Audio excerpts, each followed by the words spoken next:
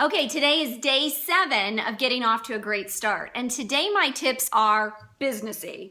I wanted to make sure that you have your checking account all set up. So you want to go to wherever you have your bank account and just open up another personal checking account in your name. Don't put Premier Designs on it. Get some checks, get a debit card. This is going to be where you're going to dump all of your payments. So any checks that you get, cash that you get, or credit card payments that you get will go right into this account. And this is the account that you'll spend from. You'll buy any of your expenses from ink to paper to jewelry to prizes for your hostesses. It will come out of this account. So you do want to have a debit card so that you can make payments to your jewelry rewards card, or maybe pay for your shows. We need to have some sort of debit card. You don't want to use your family account for any of this. You want to keep it all separate. Then what I do is I keep track of all of my receipts that I spend with that credit card. And I put it in a nice little container. You know, one of those little accordion files you can buy at Walmart. I think getting something cute is always better because then you enjoy using it. So that's a very important tip you should remember. Cute, okay? So it's cute, and then I label all my little folders, and then the receipts go right in there. So it's not by date, it's by category. Now, if you go to my website, I do have an expense tracker sheet on there with some different categories you can follow.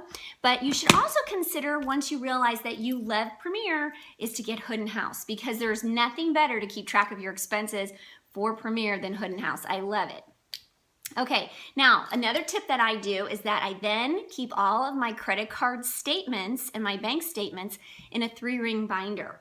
And I just put them in order of the months so that I can make sure I get every expense. If I go to Starbucks with a prospect and I buy her a coffee, that's an expense for meals and entertainment. So I will use my credit card, and then at the end of the month, I can go back, make sure I have the receipt. There it is. I've covered everything. It's in my expense tracker. I'm good to go. Because we want to keep track of every expense. I know you're new, but you're spending money. You're driving to training. We get miles for that. You're driving to church to talk to some prospective hostess, then you can take the miles for that. If you go out and you buy some prizes for your hostesses, you can take that as an expense. That's one of the beautiful things about owning your own business and being in direct sales are all of the tax benefits. So make sure you're utilizing every single one. So if you are doing about 4 hours of work each week on your business, you're allowed to take all of these tax deductions. Every mile you drive for your business, every dollar you spend for your business. So make sure you're going to training, make sure you're doing jewelry shows, make sure you're talking on the phone and meeting people in real life and working your business all the time. Okay, so those are some quick businessy tips. Make sure that you are set up for credit cards. I love to use ProPay because that's what Premier recommends, and I just really love how it's connected automatically. When I close my shows, I can just use my ProPay funds to pay for my bill.